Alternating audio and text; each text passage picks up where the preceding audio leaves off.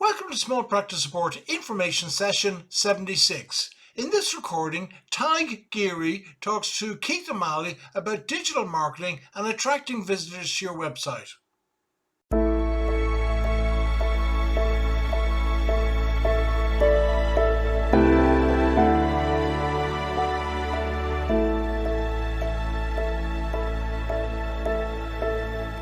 So thank you, or welcome to this week's Small Practice Support Information Session.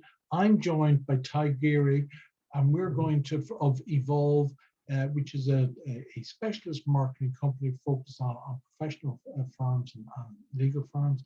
And he's going to talk us about digital marketing for law firms. Tig, how long have you been involved in or running Evolve at this stage?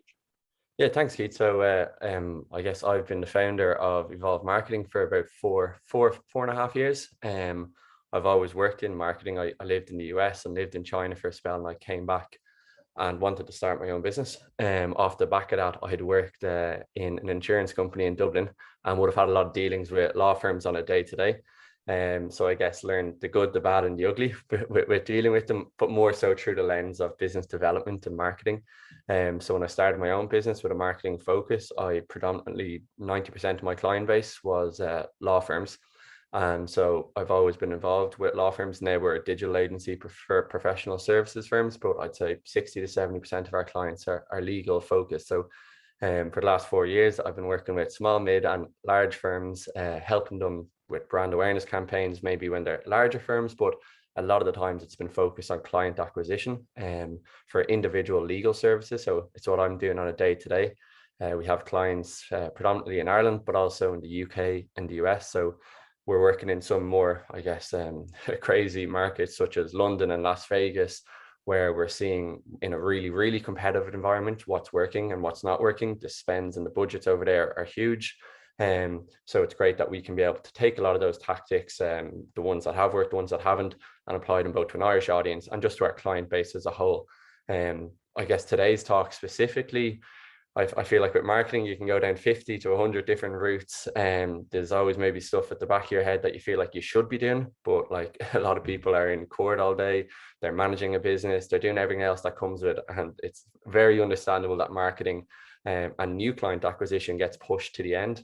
I always say, like, this talk specifically isn't going to be about referrals, and referrals are always going to be the lifeblood of most firms. So while there is definitely things you can do online to activate those referral sources, the work that we do is on new cases acquisition. It's generally working with a firm and identifying the 2 or 3 legal services or the areas that they want to grow or that they're happy with, or they want to make it have a bigger proportion of the overall cases in a firm.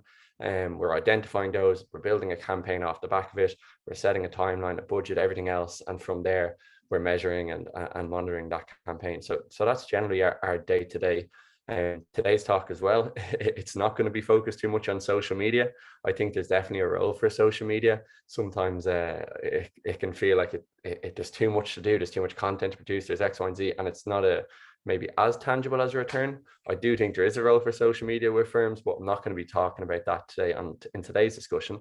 I guess I do have a few slides prepared, but more so just for that to be illustrating my points. Today's talk is going to be generally around how to game the Google search results pages. Well, I will definitely talk about SEO. It's also around when is a Google Ads paid campaign for you? What budget should you have in place? Should you manage it yourself? All these different questions that sometimes a firm might ask themselves. A lot of the firms we tend to work with and tend to work well with, this may or may not describe you as someone who's maybe started their firm the last 10 years, or they've gotten involved with a firm the last 10, 15 years. They've grown their business to a place where they're relatively happy with, and they've done great work. They've got a decent now book of business, but they're looking to get to the next stage. The next stage might be just even doubling down on a practice area that's potentially more profitable, or maybe that they've just hired someone onto the team or into the firm and they want to supply that person with work. But they're now looking at outside sources of new business. So that's, I guess, the background and the context to today's talk, but also the angle we'll be looking at it, which will be sort of gaming the Google search results page. So again, I have some slides there that I will bring us through. But I guess it's just to illustrate the points as we go on, and then there'll be a full area for Q&A at the end. So yeah, I guess today's talk is how can your law firm compete for new cases online without a huge budget? Again, huge, I guess, is relative based on the size of a firm. We work in some markets where firms spend up to 30,000 a month on Google Ads, but we also manage budgets where firms are spending €1,000 a month on Google Ads, and we work with firms who don't use Google Ads. So, like I said, it's definitely relative, but we're going to focus on how can you get ahead, or at least how can you compete, because there's no ever guarantee that the leads you produce turn into cases. So how can you compete online now without that huge budget? I guess the first sort of starting block I always think is that like legal services now have become a bit of a like commoditized service, at least in the eyes of the consumer. Potentially in the past, for example, there was the one law firm in the town or one law firm around the corner, and so in the minds of a potential client, that was the obvious person to go to. Whereas now, like with obviously people spending half their day, if not more, online, that option or the optionality has increased. So with this increase in demand, at least from the eyes of a client, what firms have sometimes tended to do, not always, is that they've started to compete on price. Of course, that's definitely not good for anyone in the market. So when you're competing on price, it's a complete race to the bottom. If you're looking to differentiate yourself, it shouldn't be that. When I started the business, one of the first things I did was just try to talk to as many people in the industry, and I asked for just general trends that they were experiencing on a day-to-day. And some of the big ones, the two main ones that jumped out were rising client expectations, whether that be with communication times, response times, delivery, prices, all these different things, and just a downward pressure on fees. So they were the two things that we consistently heard before we went into it. And so we wanted to make sure that, I guess, the firms we were working with, how could we help combat those trends that weren't particularly beneficial to our clients? Okay, so if that's, I guess, where people are starting their journey, like how, if we're taking a step back, how do people actually decide what firm to go with? So how are they making a decision on the firm to choose? And like I said, everything I'm speaking about today is just in relation to new clients. So it's not around referrals. Obviously, if a friend or a colleague or someone else has someone they know and they know they trust you, you've already skipped that stage. So this is all about new people, someone who doesn't have a solicitor or a law firm that they use for their legal service they're looking for. So with anyone's, I guess, step with this, the first step is always going to be they recognize they have a problem. So I guess depending on their need and the issue, it's going to become, depending on the need and the issue, it's going to depend on how quick they need to recognize they have this problem. So think of the different services you work with on any client on a day-to-day.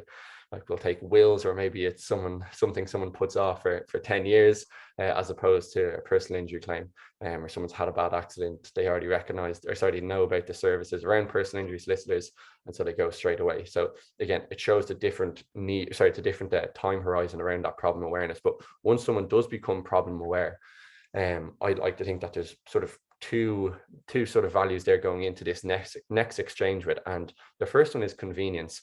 Like I said, compared to back in 15 years ago, whatever the timeline is, when there was the local solicitor in the town, that they definitely went to no matter what. Now it's just a search away, and so they can pull up 5 search results, they can open up 5 different tabs, 10 different tabs, and judge people or judge the firm off their first impression. Now that first impression can be made up from a huge variety of different things, and a lot of it will come down to people's taste. But generally speaking, I think it's obviously a site or a landing page that's, well, one, easy on the eye and that it's easy to follow. It gives off good information, and it gives off a confidence from the firm through their online assets that, yeah, this person can do what I'm looking them to do, and they've done it before, and I'm not taking a risk with going with these people. So they're the sort of 2 angles we come at it with.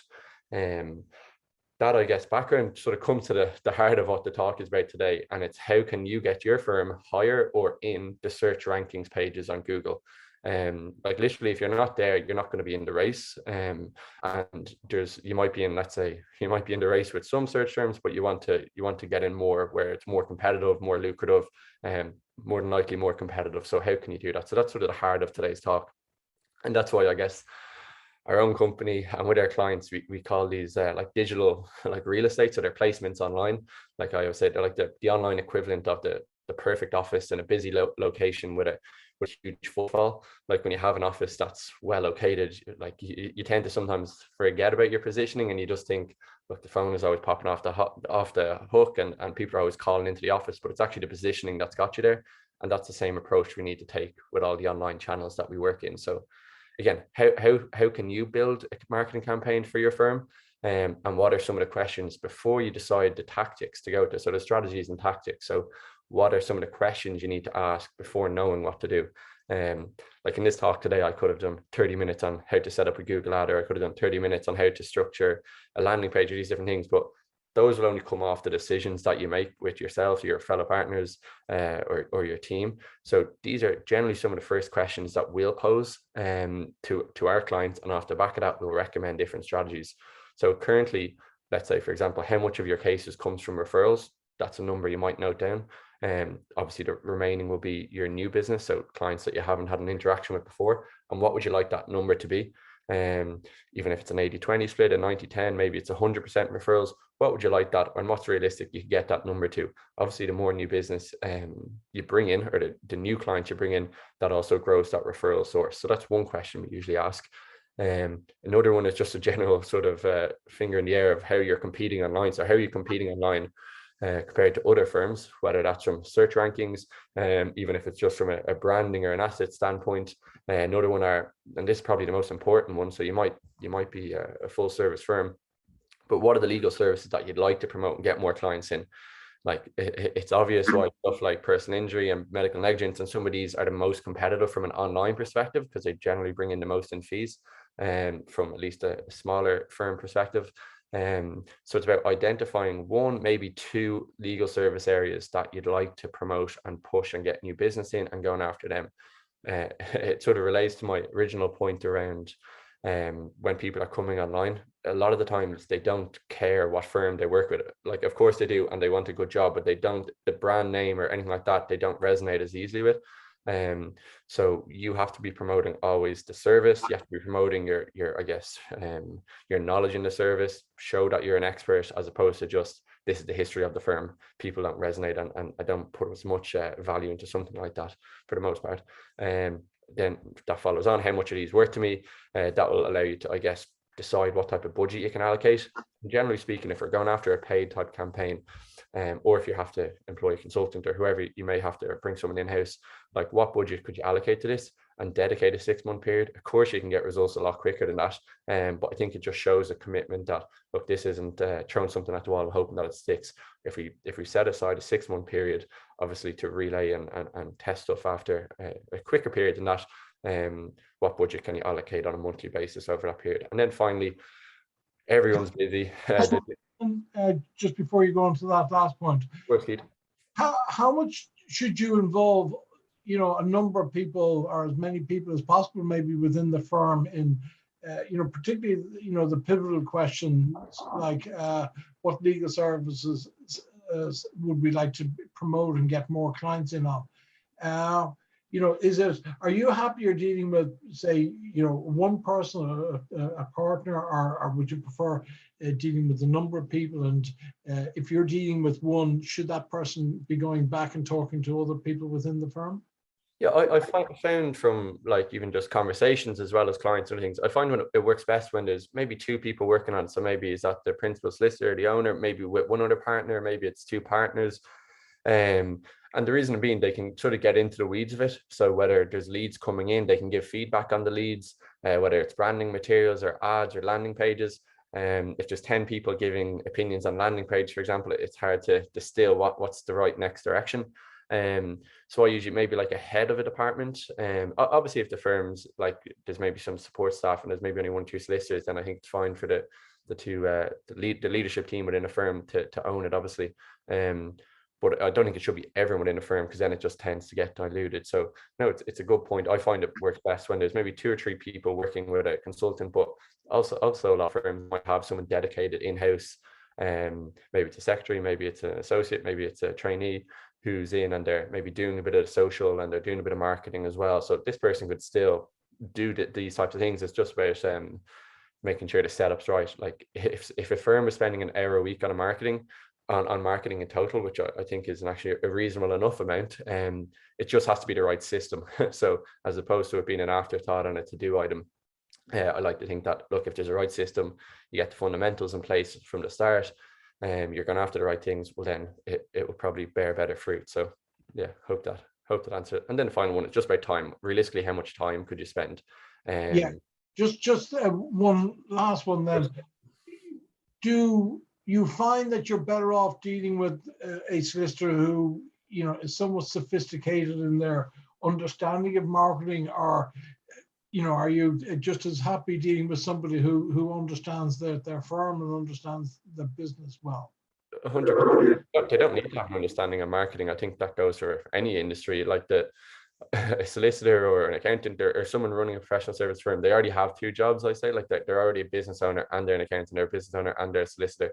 And that's hard enough to juggle. Of course, the business ownership side of managing a firm is compiles of a bit of marketing, but it shouldn't be a huge proportion every day. Of course, growing the firm, growing the business, that's a huge goal. Like I think having a general understanding of like numbers, I think, is important. So how much, I think a number that every owner of a firm needs to know is how much does it cost to bring in a new case, and how much does it cost to bring in a new case across the different service areas, because there'll be different amounts. And that's a huge number that we try and identify straight away. Like obviously from working in different markets, we know like on average, this is always on average, how much on average does it cost to bring in a lead in the different areas in Dublin. So maybe let's just say personal injury, it might be around 200 to 300 euro. That's just for a lead. That's not for a case, obviously. So how much people are converting off the back of being a lead. Then if let's say it's 1 in 4, 1 in 5, 1 in 3, okay, well, could the firm initially sustain that investment for a set period if it costs almost €1,000 to get a new case in this service area? So I think knowing the numbers, which people tend to sometimes know at the back of their head, but they just haven't ever identified them or really thought about them, that gives I think a huge advantage. I think the firms who know that generally take to the online side of things better. But no, you by no means do you need to. Maybe in the very early stages when you're doing everything, it's good to be potentially able to set up a new blog page, optimize it correctly, do these different types of things. But really, it's not realistic, I think, longer term, and it's not necessary. A lot of the stuff I'll speak of in the next few minutes are more so if you have people on your team, or maybe it's a new firm, these types of things that someone could be delegating it to. So yeah, no, not everything. Great. No, great. Yeah, so the two options I think, like going forward and to be thinking of, is you have an option of a paid campaign and an option of an organic campaign. With paid campaigns, so with Google ads, you're paying for really, and Facebook ads and LinkedIn and all these different things, you're paying for speed and data. So it's the quickest potential win, but it's coming at a cost. You have three options on your paid ads side of things. So you have Google, which would be the platform I'd recommend most, because it has the most intent behind it. And that's because it's keyword-based targeting. So you're able to set up your advertising based on intent of what someone's saying, typing. Then there's Facebook, Instagram, LinkedIn. They can have a role for certain firms, but it wouldn't be something I'd look at unless very, I guess, thought out and specific. And that's because it's people-based advertising. I won't have time to get into the complete nuances today. Okay, so a question people might have is when to do a paid campaign. So these would be some of the parameters I would suggest of when a firm should do it. So they should do it. One is when they're choosing one legal service to promote or to get clients in. They should do it when they feel, and it may be something you need a third party something to look at, but like have a fantastic website page or a landing page, and that's specific to the service area you're promoting. You have potentially a budget for 3 months minimum of that investment. I put down 1,500 there. It can probably be slightly less than that depending on where you are, but I think it's a good barometer. I've seen campaigns work with definitely less than that. But I think to just get yourself committed to it, I think 1,500 is a nice sort of average point. But again, you can go lower than that. It just means you can pay for data and pay for results quicker. The more data you get, the quicker you can see the results, and you know whether it's sustainable or what changes to make. And then the final is just around an ads campaign. Of course, you can upskill and do it yourselves, but I think it is important to have an expert, at least manager, oversee it. or create the campaign itself, and then leave you at it and give you the barometers to look at. The next step though is organic campaigns, which I would assume everyone on the call can make some inroads on. So with organic campaigns, there's obviously no ad spend needed, because there's no cost for someone clicking on your website. So that's obviously why it's really appealing. But the timeline is slightly longer to achieve that result. It's broken down into two areas really. So with organic campaigns, there's organic search results, which you can try and game. So that results in like SEO, so search engine optimization. That's basically when you do a Google search, you'll see the ads at the top. Sometimes there's a map listing, and then it's the top results from there. They're like the best digital real estate you can get, because there's no cost to that business every time you click on the result. The other one, which is becoming more and more important, and one of the reasons being is that Google haven't fully adopted ads on this side, is map search. Everyone who's going to restaurants, bars, barbers, will oftentimes be searching on their phone. There's a huge amount of searches done on phones, obviously, and Google Maps is one of the highest placements within that. So these are a really, really great way to generate new calls and visits and calls to the office. And yeah, it's all from people searching on their phone. So we'll have a quick look at that. But yeah, like, what are the keys to growing your firm organically? Again, these are huge topics by themselves, so I can't get into the nitty gritty, unfortunately, in today's call, but I'll give the high level. So the keys to growing up, the very first one, which is the most important and is not to be skipped, is keyword research and analysis. It's basically, like, in simple terms, finding out what people are searching regularly when looking for your services. There's loads of online tools for this, but I often find the best way is just by searching around on Google for your types of services, see what other firms are competing, and Google will come up with searches related to, and just keep going. And if there's ads on it, it's usually competitive. If there's a lot of other firms going for it, or if there's some other firms going for it, it's competitive. You can sometimes try and get too smart and look for ones where no one's competing in, but generally that's a sign that there's a reasoning.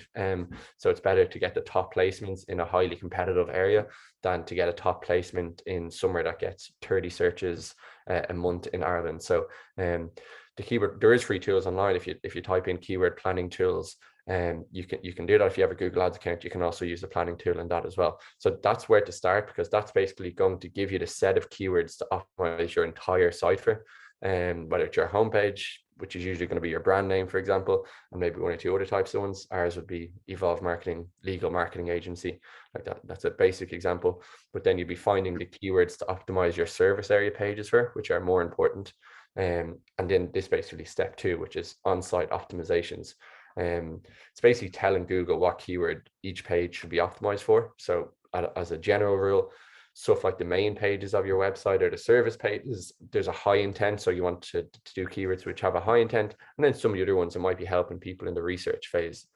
There's a load of other things to do with on the site. So there's a load of on-site optimizations. It's basically how you're structuring the page to keep giving signals to Google to trigger, like, okay, this is what I want the result to show up for. And then last, it's offsite SEO. Sorry, just on that last one in particular. Michelle sent in a message asking, could we provide some kind of a cheat sheet, to explain terms, because a lot of things like meta tags really don't mean an awful lot to most solicitors and to most of us. Even SEO people, if they're told SEO means search engine optimization, I think it's easier to understand. But yes, we will do that. We'll provide some kind of a glossary of terms. I think would be very useful. But going back on that last one, presumably what you're saying is if you want to get your website and individual pages optimized, these are the kind of things that need to be attended to. But by and large, presumably, this is the kind of work that your website developer should be doing for you, as opposed to, individual solicitors are not going to get involved in things like page speed and site structure or URL structure. 100%. No, I think it's not realistic for a solicitor who's busy already to be doing these types of things. But these are the ranking factors that maybe if there's someone in-house or someone at sports staff doing them, there's so many triggers Google looks at on how to like give the ranking. So unfortunately, there's not just one thing I can come on this call and say, okay, if everyone does this, you're gonna get to the top of Google. It takes in huge, like even just having great content is really important on Google, but you have to still have some of the more under the hood elements to keep telling Google. You're pretty much just telling Google, look, this is the keyword I want to optimize this page for, or these pages for, when you're doing multiple, and you're giving it different signals throughout the page to do that. Good content, some of the stuff that's written here, that's the more technical side of it. A freelancer, a developer, a consultant, anyone can do that for you if they know what they're doing.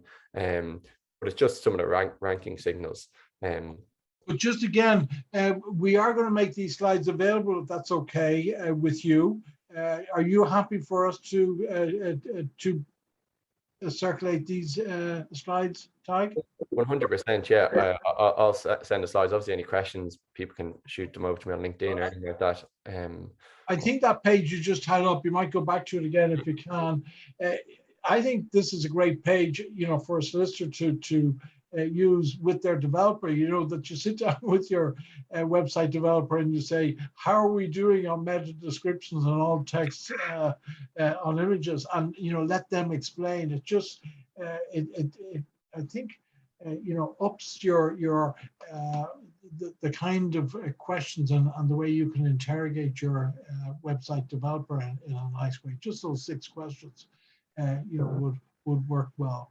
Yeah, absolutely. Like another part of it is all around like your map results. I won't go through the slides just for the second because I know we're tight on time, but like Google Maps and gaming your Google My Business is really important. I've actually done up a free Google My Business listing optimization, so that helps with when people, let's say, type it in on your phone. There's a few different things you can do, and that's about me walking through the platform, sharing my screen, going through it. Obviously, I'll have a bit more time in that to actually just show some of the step-by-steps. The video pretty much just goes how to optimize your profile for top keywords, the things that Google are looking to help you, things Google wants, and how they want you to behave, and how to keep a high placement, and how to maybe help to get more reviews, generate more reviews, what you should be doing responding to reviews. Just shoot me an email. There's no sign up or anything like that. Just like GMB training, and I can send it straight to you. That's more of a walkthrough. If anyone wants that, and that's just around your map results. So how to help with map results and optimize that side of it. That's just one part of organic campaign. So yeah, I skip through the final bit just because I know we're tight on time. But if anyone does want that training, shoot me an email, and I can send it over to you. It'll just be a walk along through that platform. We have a question here. Do paid campaigns or organic campaigns result in more genuine leads? The question continues on. What is classified as a lead? For example, is it someone phone in the office, or is it a file opened, or how are you tracking the leads from the campaign? Yeah, so generally speaking, like we classify a lead as a call to the office or someone who's filled out a contact form on your website and they've shown intent. Now, a lead has a wide variety of quality. It can be a brilliant case that you could be working on for a year or two, and it's huge in fees and everything else that you can help the person with.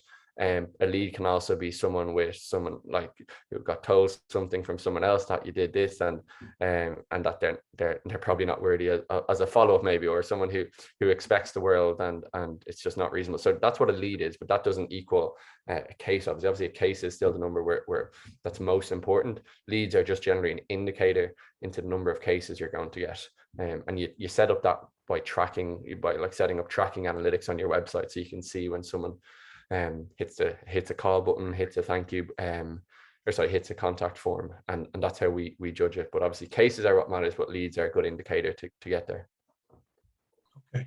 Am I right in saying that search engine optimization has changed quite dramatically over the last 2 or 3 years? There was a time, if you could do it a lot with your name. If you wanted to get a lot of conveyancing work, you could call yourself conveyancing solicitor .ie. But have things changed, like particularly on names? So Google basically updates the algorithm, like, well, first of all, they keep it secret, so they don't give you the exact parameters of what you need to be doing. So there's probably 50 to 100 signals they look at. There was ways you could game the system previously, like people obviously have their domain. It might be conveyancingsolicitor.ie. That will give one indication to Google that you might the person should get a top result, but it's not going to be the only thing. So it won't harm your chances.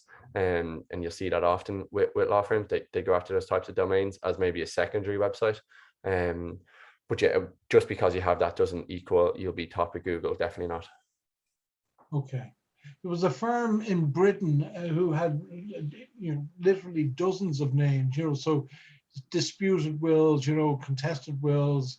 There are an enormous amount of them, but it seems to me there's less for people doing that kind of thing than have done in the past. Yeah, like I think concentrate on your fundamentals. If you have a really good website, great content, you have maybe an ad campaign, like you're up and running, like I think it's no harm to add as an extra test to test it out. Maybe the conversion rate's better because someone who's looking for, like, they're doing a property sale or whatever, are coming on, they're clicking on your ad, they're clicking on a placement, and then in their mind, that's another signal to them that the person knows what they're doing because the domain is conveyancing solicitor along with everything else. So it's just another small vote of confidence in someone's decision-making journey. But if you're starting from scratch, or if you feel like there's a lot of improvement you can do in your own work, then I don't think that would be the first thing I would jump to. I think there's like we generally say you should be getting your foundations in place first. Once they're in place, then it's a case of, okay, maybe a bit more aggressive advertising or marketing without putting yourself on the side of a bus shelter or something like that. Okay, great. We have to end there, Ty. We've just run out of time. I want to thank you very, very much for coming along. I think it's been really interesting, and I expect that lots of legal practitioners have benefited from listening here today. And I want to say thanks, and we're back next week. I'm not quite sure what our subject is next week, but we'll let you all know, and we'll send out a copy of the slides to everybody. Can we please repeat the email address for video? Oh yes, Ty, what you might do, or maybe you've done it there, is the video, the training video you've done, if you can just tell us what it is. Yeah, perfect. Oh, sorry. Yeah, so it's just to Google My Business listing. So it's when in your map search results, there's ways to optimize that profile and that listing to help your ranking, and maybe we give a process to get more reviews. So I'll just go through basically a screen share of me just walking through a listing and some of the steps you can take to optimize it. If you have the profiler, I can show you also how to get the profile if you don't already have your listing. But you're saying if you Google My Business. If you just email me, I'll be able to send it over. Yeah, if you put in the subject line GMB training, it'll make it stand out slightly more. But yeah, feel free to send me an email and I'll send the link to the video. Perfect. That's great. Thank you very much.